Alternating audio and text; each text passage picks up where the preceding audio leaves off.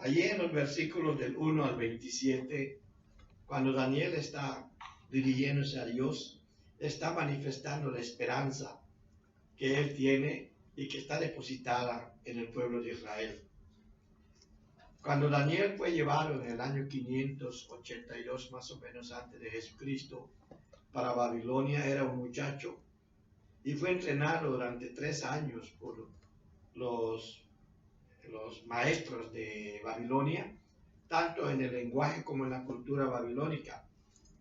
Los reyes de aquel entonces lo que buscaban era que las personas a las que ellos entrenaban en su lenguaje sirvieran como de mediadores con el pueblo que había sido conquistado, porque el pueblo no hablaba el idioma acádico o el babilónico, como diríamos, ¿verdad? En un español muy sencillo. Entonces Daniel fue preparado, fue instruido, e incluso él empezó a manifestar todos los dones que Dios le había dado desde el mismo principio, cuando él comenzó a interpretar lo que son diferentes sueños que el rey tenía. Y ahí destaca, hasta lo pone como jefe de todos los magos. Bueno, se traduce como magos, pero en realidad la palabra hebrea, como la que se traduce al griego magi, o magi, significa sabio. Eran los que más conocían, los maestros de las universidades babilónicas en este caso. Daniel estuvo entre ellos. Era considerado también como ellos un hombre sabio. Nosotros vemos aquí en el capítulo 9 de Daniel cómo él habla acerca de él y de Jeremías.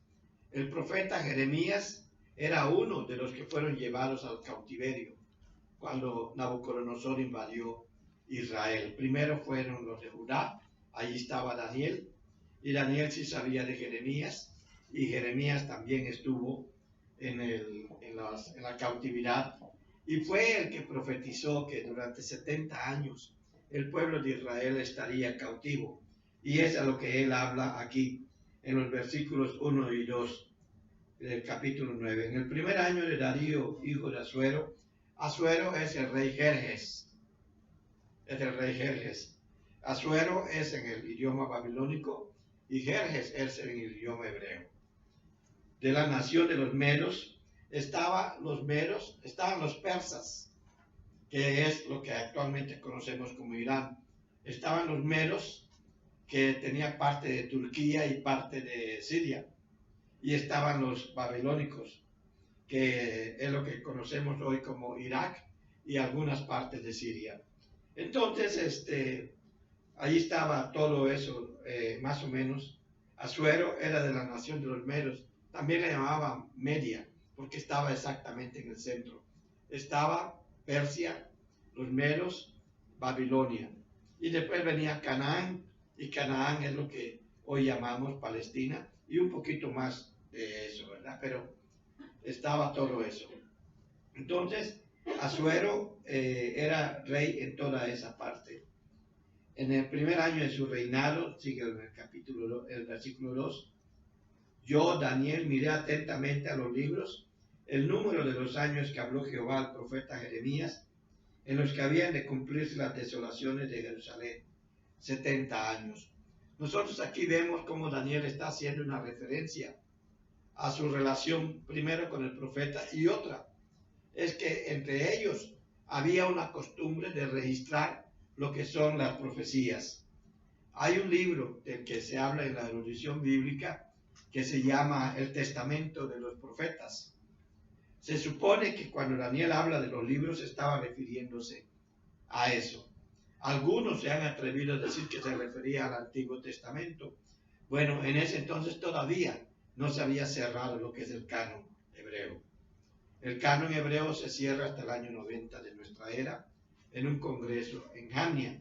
Hay quienes no aceptan ese dato histórico y lo ponen mucho antes, ¿verdad? Antes de incluso del nacimiento de Jesucristo. Pero el canon hebreo, como se tiene conocimiento en la teología bíblica, se cierra en el año 90 de nuestra era. Entonces Daniel mira a los libros. Hay un hecho muy importante que nos está diciendo aquí y que nosotros debemos de considerar. Y es que hay que mirar a los libros sobre las cosas que han sido profetizadas. Daniel miraba los libros para ver lo que se había dicho del pueblo de Israel.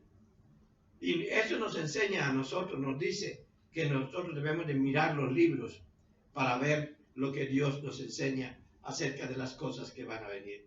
Y hay una razón para ello.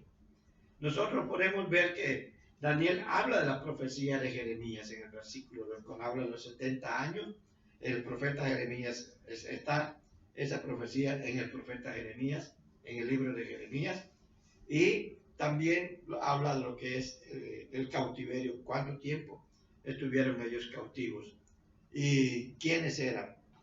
Daniel era descendiente de Judá. De Judá es de donde han venido los reyes. ¿Sí? Entonces, hay algo especial en Daniel que hace que se preste atención a todo lo que él está diciendo. Aunque el libro de Daniel es considerado en una buena parte como un libro apocalíptico, por las cosas que dice, los años, todo alrededor de, de año sobre año, muchos años, alrededor de 70, alrededor de 3, alrededor de 7, de esos números son de los que se habla mucho aquí en el libro de Daniel y se habla de profecías. Sobre todo cuando se habla de 7, se habla de los 7 años de la tribulación. La primera mitad de lo que se llama tribulación y la segunda mitad de lo que se llama la gran tribulación.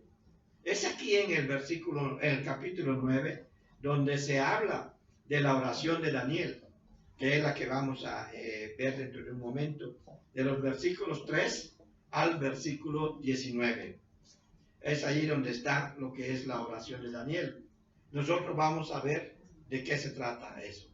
Pero también se habla en los versículos del 8 al 16, se habla también de Jerusalén. Está orando por Jerusalén. Y eso nos enseña algo también por quién debemos de orar. En este caso, Jerusalén era la ciudad especial. Para nosotros puede ser nuestra comunidad y debe de ser nuestra iglesia. También habla de las 70 semanas, del versículo 20 al 27. Habla de cómo se contesta, cómo contesta Dios la oración. Ya en el capítulo 10, nosotros vemos cómo Daniel, además de orar, ayuna, esperando la respuesta de Dios. Y cómo la respuesta de Dios a veces tarda en llegar, pero no es porque Dios no haya respondido. Primero, cuando analizamos la oración de Daniel, vemos cuál es la oración que Dios contesta. Cuando dice Dios honra la oración, es porque Dios la contesta. Y después nosotros vemos todo lo que tuvo que pasar Daniel, porque hubo oposición a que la respuesta de Dios llegara hacia Daniel. Todo eso está en el capítulo 10. Pero solamente lo estoy diciendo para ver la continuidad que hay entre los capítulos 9, 10, 11 y 12. En este caso, el 9 y 10. Y lo que vamos a ver, habla de las 70 semanas, habla de la oración contestada, y también una de las cosas que podemos notar aquí, como decíamos la semana pasada acerca de la oración de nuestro Señor Jesucristo, la oración de Daniel también es conocida como una de las más inspiradoras que hay, y es conocida también como una oración de carácter litúrgico. Yo voy a mencionar eso en un momento. Pero antes de entrar de lleno a lo que es la oración de Daniel, vamos a encomendarnos a Dios. Señor, primeramente queremos agradecerte la gran oportunidad que tú nos has dado de este día. Hoy tú nos llamas amigos una vez más, porque obedecemos tu palabra y honramos tus decretos, Señor. Te pedimos en el nombre de Jesucristo que bendiga nuestras vidas. Bendice a los que nos están viendo a través de internet. Bendice también a los que estamos aquí presentes. Ayúdanos, Señor, a develar tu palabra, la cual solo la podemos entender si tú nos la revelas. Danos de tu sabiduría, Señor, para que podamos entender tu mensaje. Gracias por esta oportunidad y por el día que nos has regalado, Señor. Una vez más, tú lo has hecho para nosotros. Ponemos en tus manos a los enfermos, a los que están en COVID, a los que están saliendo, a los que ya han salido y a los familiares de aquellos que se han marchado, Señor. Gracias por la oportunidad que tú nos das de la vida y por estos momentos. Gracias, Señor. Bendice nuestra iglesia, bendice a nuestros líderes, Padre Santo, en especial a nuestro pastor. Gracias por él, Señor. Dirige tu iglesia, dirígenos siempre en tus caminos y ayúdanos no solo a entender tu palabra, sino a llevarlo a la práctica como una forma de vida delante de ti, Señor. Gracias, gracias por este momento. Ayúdanos, Padre, en el poderoso nombre de nuestro Señor Jesucristo. Amén, amén, amén. Pues nosotros podemos ver que el contenido de la oración de Daniel, cuando leemos todo el capítulo, pero ahorita vamos a ir leyendo del 3 al 9, al 8, al 7, y después vamos a leer del 17 al 19. Son las dos partes en las que lo estamos dividiendo. Nosotros podemos ver que cuando Daniel está dirigiéndose a Dios, vean lo que dice: volví mi rostro a Dios. Jesús decía que alzó la mirada hacia el cielo. Daniel dice: volví mi rostro a Dios, el Señor, buscándolo en oración y ruego, en ayuno, ropas ásperas y ceniza. Aquí Daniel se estaba expresando de una manera muy particular delante de Dios porque siente una carga profunda, delante de Dios. Daniel miraba la crisis en la que el pueblo se encontraba en esos momentos. Ya había llegado un momento, habían pasado muchos años o varios años desde que ellos habían sido llevados a la cautividad y estaba habiendo en el pueblo una crisis. Nosotros estamos viviendo crisis también. Entonces esta oración tiene mucho que decirnos a nosotros. Vemos aquí la reacción de Daniel y debemos nosotros de mirar hacia los libros. Acuérdate que allá en 1 Tesalonicenses, en el capítulo 5 sobre todo, se nos dice que primero nosotros no estamos para que la venida de nuestro Señor nos sorprenda como ladrón en la noche. Es decir, nosotros no debemos de estar desprevenidos. La parábola de Mateo 25 de las 10 vírgenes, cuando habla de las 5 vírgenes insensatas, es una advertencia de nuestro Dios para que nosotros no estemos descuidados. El hecho de que aparentemente tarda en venir, el apóstol Pedro, allí en 1 Pedro capítulo 3, versículo 9, él dice que Dios no retarda su promesa según algunos tienen por tardanza, sino que es paciente esperando que todos procedan al arrepentimiento. Hay una razón por la que Dios no ha venido, y es la oportunidad que le está dando a todos aquellos que están como en algún momento de nuestra vida nosotros estuvimos. Hay crisis también en nuestra vida. Hay crisis personales, hay crisis sociales, hay crisis también dentro de las iglesias. Hay crisis que se han dado precisamente por no participar de lo que son las actividades divinas. A veces nos alejamos de ellas y le echamos la culpa a los demás. Hay crisis. Entonces nosotros debemos de mirar hacia la Escritura, qué es lo que está pasando. Y recordar que el apóstol Pablo nos ha enseñado que nosotros recogemos lo que sembramos. Todo lo que el hombre sembrare, eso también segará. Si usted siembra indiferencia, va a recibir indiferencia. Pero si usted siembra amor, va a recibir amor. Y eso no es fácil de sembrar. No es fácil de sembrar. Porque somos seres humanos y estamos siempre dispuestos a echar a perder las cosas. Y nosotros lo vemos desde el Génesis. Desde que estaban en el paraíso Adán y Eva, no les fue muy difícil echar a perder todo lo que Dios les había dado. Así somos los seres humanos. Por eso fue necesario que se nos diera un poder, el poder del Espíritu Santo, como se nos dice en Hechos 1:8. Y recibiréis poder cuando haya venido sobre vosotros el Espíritu Santo. Ya vino. Ya está. Cuando tú recibes a Cristo como tu único y suficiente Salvador, estás recibiendo también el Espíritu Santo, porque es el sello de nuestra salvación. Es el sello de que pertenecemos a Jesucristo. Por eso es que debemos de mirar siempre las Escrituras para no olvidar esos detalles. Así como Daniel miraba los escritos que ellos tenían, nosotros tenemos el gran privilegio de tener la Escritura completita. Aunque es posible que algunos de esos escritos no estén aquí, pero yo les puedo asegurar una cosa: lo que no está aquí no es necesario. Y todo lo que está aquí es muy necesario. No solamente el Nuevo Testamento, no solamente un profeta, ni el Antiguo Testamento, toda la Biblia es necesaria. Y eso es lo que nos está diciendo Daniel cuando él va a los libros a verlo.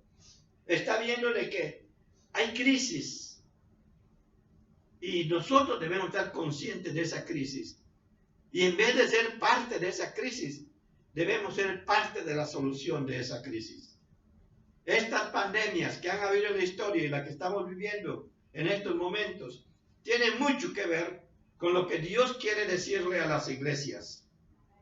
Es el momento, está diciendo Dios, que miren de nuevo las Escrituras y que vean que estas cosas son muy llamadas la atención, porque Dios está esperando que todos procedan al arrepentimiento. Pero solo somos tú y yo los que vamos a llevar este mensaje, porque Dios nos lo dio a nosotros. No se lo dio a los ángeles, se lo dio a la iglesia, se lo dio a Trinity, te lo dio a ti. Entonces, cuando Daniel mira hacia Dios para buscar respuesta a la crisis que el pueblo de Israel estaba viviendo, Dios nos está diciendo que el único lugar a donde debemos de mirar en medio de esta crisis es hacia Dios. Es hacia Dios nada más. Porque esta pandemia ha revelado la crisis en que muchas iglesias estaban. Por eso es que han vuelto a quedar vacíos los templos. ¿Y qué es lo que está pasando? Disminuye la economía. Dejamos de ser responsables delante de nuestro Dios con aquello que le prometimos. Es que tampoco nosotros recibimos. Pero ¿cómo podemos compartir con aquellos que viven o que reciben la ayuda de nuestra iglesia? Y es allí donde nosotros debemos de mirar. ¿Y qué es lo que ha hecho esta pandemia? Esta pandemia ha servido también para una de dos cosas: para mostrar cuál ha sido nuestra debilidad. Y hay muchos que se han debilitado tanto que ya no piensan regresar a la iglesia. Hay otros que nunca van a poder regresar a la iglesia, porque el Señor los llamó antes de que cometan el error de dejar de congregarse como algunos tenían por costumbre.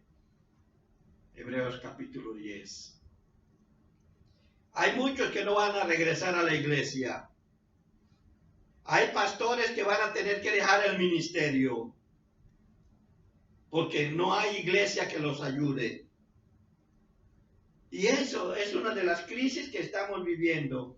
Pero el cristiano maduro confronta la crisis por medio de un análisis de la situación, incluyéndose a sí mismo, considerándose parte de la solución y no del problema. Se actúa mejor cuando se tiene un análisis de la situación, se actúa mejor, de la mejor manera posible, y también se actúa de acuerdo con la habilidad que Dios nos ha dado, con los dones que Dios nos ha dado.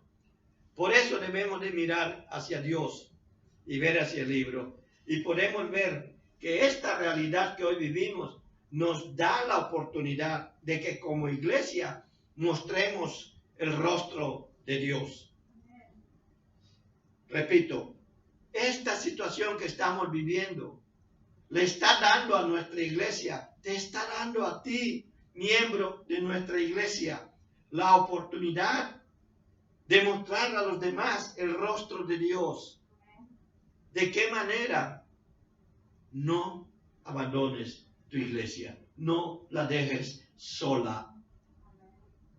Y debes de ir, si quieres mirar a Dios, tienes que unirte en coinonía, comunión con tus hermanos. Puede ser este medio electrónico, pero eso que no sustituya el estar juntos en algún momento, cuando todo esto se controle. Porque esto no va a pasar, se va a controlar, pero no va a pasar. El SIDA no pasó, se controló. El flu no pasó, se controló. Todas las pandemias que han existido aún existen, pero se han podido controlar. Que cuando se pierde control, vuelve a aparecer la pandemia, ¿no? Acuérdense de la crisis que hubo aquí en California con la poliomielitis, volvió a aparecer. Y en otro tiempo fue el ébola, después fue el flu y ahora es el COVID. Siempre nos va a estar enviando Dios señales de esta manera, pero son oportunidades para que tú como iglesia, como miembro de la iglesia, muestres el rostro de Dios. Vemos aquí cómo Daniel, cuando se acerca a Dios, lo busca con ahínco. Él dice, volví mi rostro a Dios buscándole en oración y ruego, en ayuno, silicio y ceniza. Ese es el ahínco. ¿Qué es? ¿Cómo te estás acercando a Dios? ¿Qué es lo que estás haciendo contigo mismo?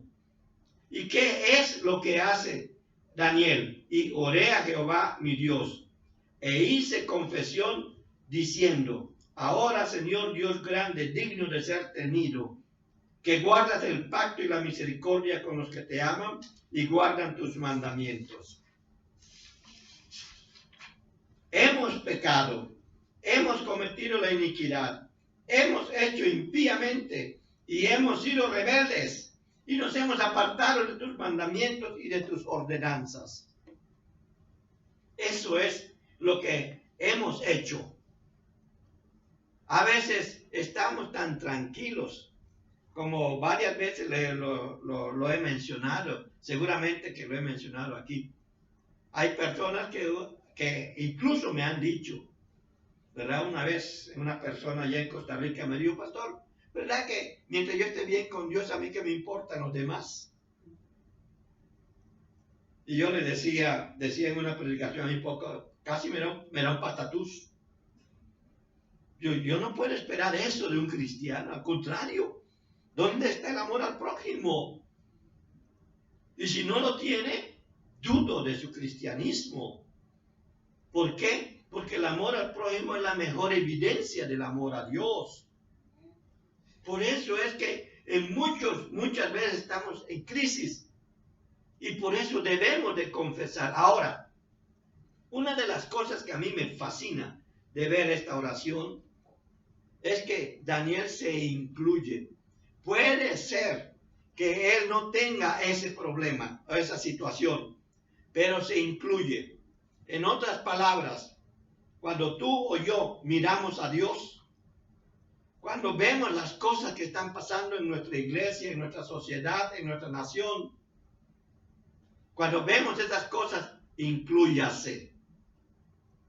Inclúyase. ¿Por qué? Porque los pecados de los demás también le alcanzan a usted, aunque no le hagan daño, porque está protegida por el Espíritu Santo de Dios. Porque está protegido por el Espíritu Santo de Dios. Pero le alcanzan, llegan, molestan, incomodan.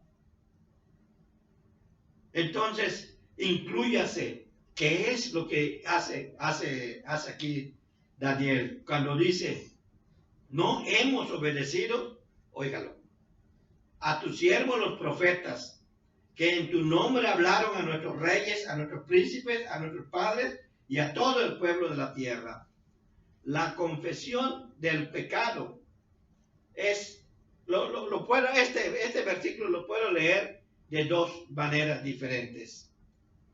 Y quiero decirles una cosa, cuando está confesando Daniel, es sobre hechos que han ofendido a Dios, también como grupo. Por eso les digo, inclúyanse. Por eso de orar por la iglesia debe de ser una necesidad en cada miembro de ella.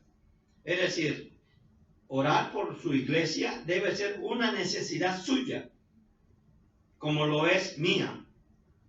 Orar por mi iglesia es una necesidad, no es una parte de una oración. Debe de ser una necesidad y lo debo de hacer cada día, porque es allí donde Dios se manifiesta para darnos a conocer su voluntad con la cual nosotros vamos a vivir los días que no estamos reunidos y tenemos la fortaleza y el escudo del Espíritu de Dios para poder resistir las acechanzas del mal, de Satanás. Entonces, cuando leemos el versículo 6 y dice, no hemos obedecido, tengo dos maneras de leer este pasaje. Primero, leerlo como hijos de Dios, reconociendo que no hemos obedecido a tus siervos los profetas.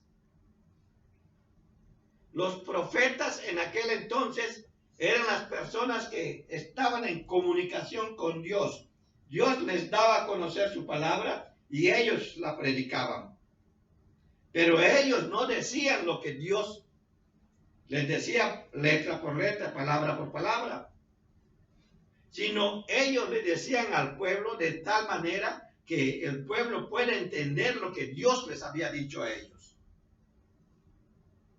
En otras palabras, un profeta del Antiguo Testamento es lo que hoy llamamos un predicador. No es una persona que da a conocer el futuro, aunque Dios puede hacerlo. Y algunas veces lo hace.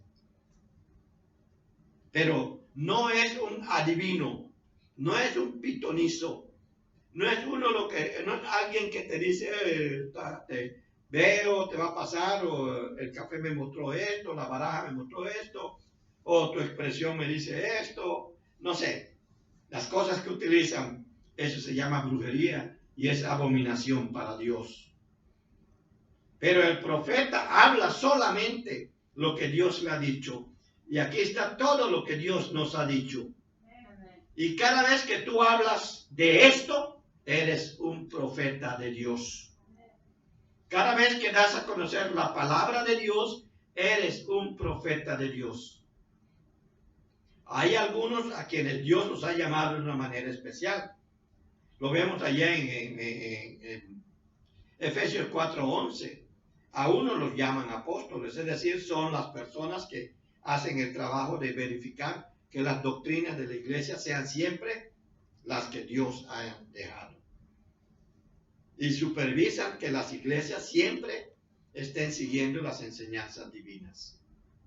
Los evangelistas, los que están dando a conocer solo con su vida, con su palabra, aquellos que oran por las personas y las personas se convierten, porque el Espíritu Santo los llena de tal manera que toca a las personas, a los profetas, los predicadores, los pastores y los maestros. No me detengo mucho allí. Entonces, debemos de leerlo como eso. No hemos obedecido a tus siervos los profetas, que en tu nombre hablaron ¿a quiénes? A nuestra sociedad, a nuestros gobernantes, a nosotros, que nos hablaron a nosotros. No lo hemos obedecido.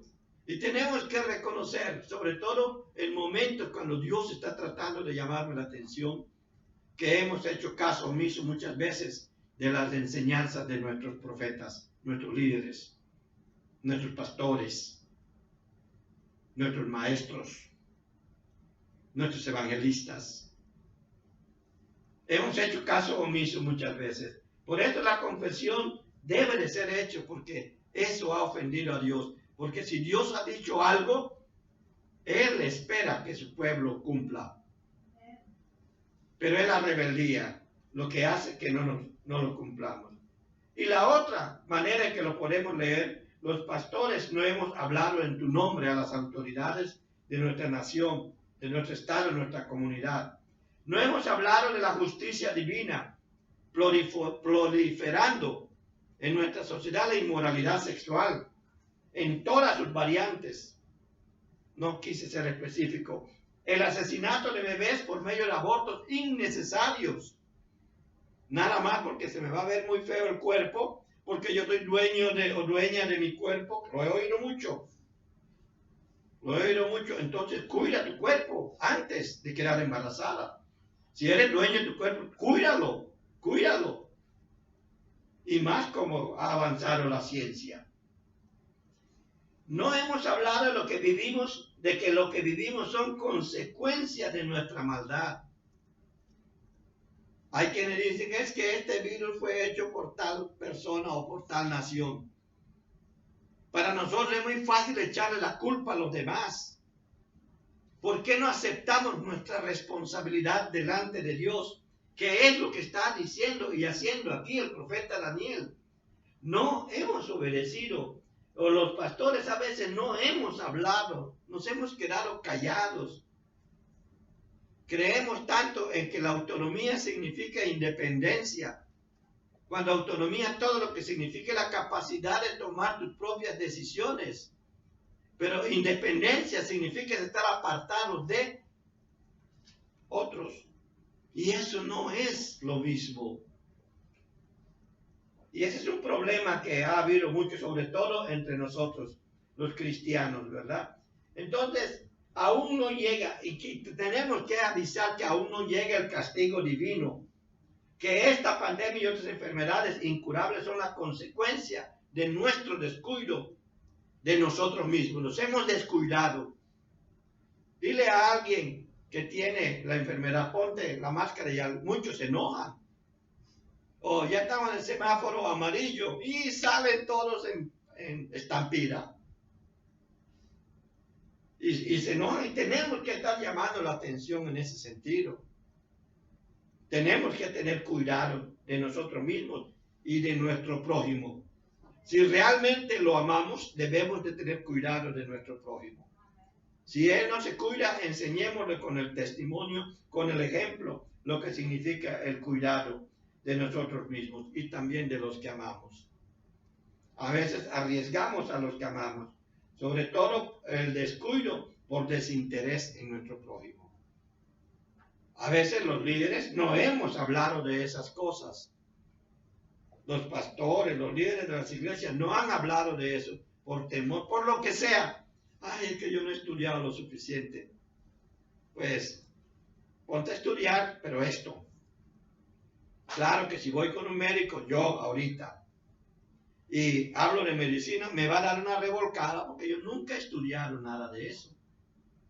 Lo que veo en Google, hasta aún yo hablando de lo que dice Google, me dan una revolcada porque ellos son expertos en eso. Ah, pero en Biblia, tú, yo somos los expertos. Ah, ¿no te sientes experto? Necesitas estudiar más. Para eso está nuestra escuela dominical, los estudios bíblicos, la lectura de la Biblia, etcétera, etcétera, etcétera. Reconocer con humildad que de Dios es la justicia. Daniel estaba reconociendo cuando dice, tuya es la justicia y nuestra la confusión de rostro. A veces vemos un rostro que no es el de Dios. Y queremos decir, este es Dios. Este es el Dios que me obedece a mí. Porque yo le digo, haz y tiene que hacer. Porque yo le digo, cierra y tiene que cerrar. Porque yo le digo, sana y tiene que sanar. Porque yo le digo, dame y me tiene que dar. Estamos confundiendo el rostro de Dios. Somos nosotros los que lo confundimos a Él. ¿Y por qué lo confundimos? Porque la única manera de conocerlo es a través de Jesucristo. Y está aquí escrito. Y el no conocerlo a Él es lo que nos hace confundirlo de maneras tan tremendas. Reconocer con humildad que Él es el justo. Reconocer la grandeza de Dios y la situación desesperante del ser humano. Eso es lo que estaba haciendo. Por eso dice Daniel, como en el día de hoy lleva todo hombre de Judá, los moradores de Jerusalén y todo Israel, los de cerca y los de lejos, en todas las tierras a donde los has echado a causa de su rebelión con que se rebelaron contra ti. Allí está Daniel haciendo esta oración y nos está diciendo a nosotros que debemos de acercarnos con humildad delante de Dios. Después pasamos al versículo 17 y 19. Nosotros podemos ver que ora con gran solicitud por todos los demás. O sea, nos está mostrando que es una oración intercesora. Pero miren, mis amados hermanos y hermanas, una oración intercesora, como ya lo he dicho antes, ¿verdad? Tiene que empezar conmigo mismo. Tiene que empezar conmigo mismo. Imagínense que yo no esté lo suficientemente preparado para interceder entre un pleito. Era un pleito de 2, se convierte en un pleito de 3. Hay que prepararse para poder interceder. E interceder es estar entre 2. En este caso, la iglesia está entre Dios y el mundo. Tú estás entre Dios y el pecado, la maldad. Allí estamos nosotros. Por eso podemos ver las crisis, podemos entenderlas y conocer su finalidad. Y podemos entonces acercarnos a Dios y orar para que Dios nos use como aquellos medios que Él necesita para acercarse a aquellos que no se pueden acercar por causa de su pecado. Él, para poder hacer estas cosas, primero tuvo que mandar a Jesucristo. Antes era la ley y otras cosas, los sacrificios. Pero tuvo que mandar a Jesucristo para poder tirar esa cortina que separaba al ser humano de Dios. Y eso ocurrió con la muerte de Jesucristo en la cruz. De una manera muy velada, entre líneas, Daniel nos está diciendo todo eso. Por eso dice, oye la oración de tu siervo, oye sus ruegos y haz que tu rostro resplandezca sobre tu santuario asolado por amor del Señor. Cuando está hablando con Dios, acuérdense que yo les decía que Dios hace las cosas por amor de sí mismo, no porque yo se lo estoy pidiendo. Si lo que yo te lo estoy pidiendo va de acuerdo con su voluntad, Él lo hace, pero no porque yo te lo estoy pidiendo. Él sabe que lo necesito y lo va a hacer, pero es por amor de sí mismo. Por eso dice que Él es amor. Daniel olvida su propia situación y pide por otros. Es lo que nos dice el versículo 16. Pero después vemos cómo se preocupa cuando dice en el versículo 18, se preocupa por los demás, diciéndoles porque también nosotros debemos de preocuparnos por los demás. Inclina, oh Dios mío, tu oído y oye. Abre tus ojos y mira nuestras desolaciones y la ciudad sobre la cual es invocado tu nombre. ¿Qué podemos decir? Y la iglesia en la cual es invocado tu nombre. Porque no elevamos nuestros ruegos ante ti confiados en nuestras justicias, sino en tus muchas misericordias. Nosotros no nos acercamos a Dios porque somos buenos, porque somos santos, no. La santidad y la bondad está dentro del fruto del Espíritu Santo. La bondad está dentro del fruto del Espíritu Santo. Y como consecuencia de ese fruto viene la santidad. Pero no es por eso que Dios nos va a contestar. Dios nos va a contestar por amor de sí mismo, como lo dice el profeta aquí, por sus muchas misericordias. Por eso lo va a hacer. Y Él permite que estas cosas como las que estamos viviendo pasen. Permite que haya diferencias, así como permitió. Acuérdense que Él dice allá en Juan capítulo 6, bueno, ya me hice un poco de confusión, pero Él dice, cuando aquellos se iban, Él le dice, no os escogí yo a vosotros y uno es diablo. Dios nos ha escogido y permite las diferencias. Permite las diferencias para que nosotros crezcamos, maduremos. Pablo lo dice muy bonito allá en 1 Corintios. Es necesario que todas estas cosas ocurran para ver quiénes son salvos, quiénes son los que pertenecen al cuerpo de Cristo. Dios permite esas diferencias para que nosotros nos preocupemos también por esa persona. Hasta que esta persona toma su propia decisión y pueda hacer lo que Judas hizo u otras cosas, ¿verdad? Como lo han hecho a través de la historia de la humanidad, llegando a negar completamente a Dios, siendo que Dios es una realidad presente y que está con nosotros todo el tiempo. Se preocupa por la condición espiritual de los demás. Por eso habla de las muchas misericordias. Y después suplica a Dios. Oye, oh Señor, perdona, presta oído. Señor, y hazlo, no tardes por amor de ti mismo, lo que les decía. Dios mío, porque tu nombre es invocado sobre tu ciudad y sobre tu pueblo. Cuando dice que tu nombre es invocado sobre tu ciudad y sobre tu pueblo, se está diciendo quiénes son los que están invocando. Y es necesaria la intercesión.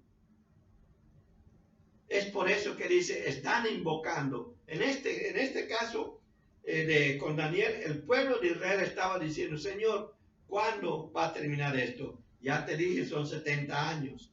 Ya estamos cerca de los 70 años. Danos fortaleza para seguir adelante. Muy bien. Y eso es lo que estaba pasando con Daniel. ¿Qué pasaría con nosotros? Señor, todavía no sabemos cuándo vas a venir. Pero sabes, no voy a estar desprevenido. Por eso es que estoy orando e intercediendo por todos aquellos que aún no han llegado. Es nuestra responsabilidad. En general, la oración que se hace con gran ahínco, con profunda humildad y con gran solicitud, la oración es la que se hace con ahínco, con gran humildad y con gran solicitud. La oración es una muy importante disciplina espiritual. ¿Se acuerdan que empezamos hablando de que estas son disciplinas espirituales? Es el título de todo este periodo de estudios. Espero que sí. Es una importante disciplina espiritual que debemos de desarrollar con celo y ahínco. La oración. Naturalmente que después de la oración viene el estudio de la palabra. Y también debemos de desarrollar esa disciplina espiritual. La lectura de la palabra. La debemos de desarrollar. La koinonía, la comunión unos con otros. Por eso dice el salmista, cuán hermoso y cuán bello es estar los hermanos juntos en armonía. Y la armonía se hace con diferentes notas, no con la misma nota. Es decir, no importa que tengamos pensamientos diferentes, mientras tengamos un solo Dios, un bautismo, un espíritu, como dice Pablo allí en Efesios 4, ¿verdad? Estamos en armonía, porque la armonía es espiritual, no es mental, no es física, la armonía es espiritual. Entonces, una oración como esta es la que Dios contesta, por eso le llamé Dios honra, la oración que Dios honra. Una oración, voy a decirlo como resumen, una oración donde hay confesión de pecados, tanto de los míos, porque yo soy parte de este mundo en donde estoy, y tengo que orar para que Dios tenga misericordia de aquellos que aún no han llegado a Él. El justo castigo que existe para aquellas personas, bueno, eso ya lo dice los versículos que no estudiamos. La súplica por los que nos rodean, que también está aquí de los versículos 15 al 19. Vemos también cómo Dios contesta la oración. Vemos cómo Dios nos habla de su próxima venida y vemos cómo Dios se relaciona contigo, con cada uno de nosotros. Ese es el resultado de una oración cuando ésta es hecha con las características que Daniel aquí nos está mostrando. Repito, la oración que se hace con ahínco, con profunda humildad y con gran solicitud, es una oración que Dios honra. Que Dios honra. Recuerden que Santiago dijo, la oración ferviente del justo puede mucho. Puede mucho. Entonces, no dejemos nosotros de orar por nosotros para que Dios nos justifique. Nosotros no nos podemos justificar, pero Dios sí nos puede justificar. Entonces, acerquémonos a Dios confiadamente. Acordémonos de aquellos que aún no han llegado a los pies de Dios, porque esa es nuestra responsabilidad como iglesia. Y debemos de ser siempre intercesores entre Dios y el mundo. Vamos a orar. Padre, gracias por tu palabra, gracias por lo que hoy nos has mostrado. Gracias por tu amor y tu misericordia. Permite que todo lo que hoy hemos estudiado quede en nuestras vidas como una marca indeleble, de manera tal que podamos estarlo viendo siempre lo que tú nos has dicho y estar obedeciéndote como una disciplina en nuestra vida. Bendito sea, Señor. Gracias por lo que hoy nos has dado, en el poderoso nombre de nuestro Señor Jesucristo. Amén. Amén. Que Dios les bendiga, hermanos.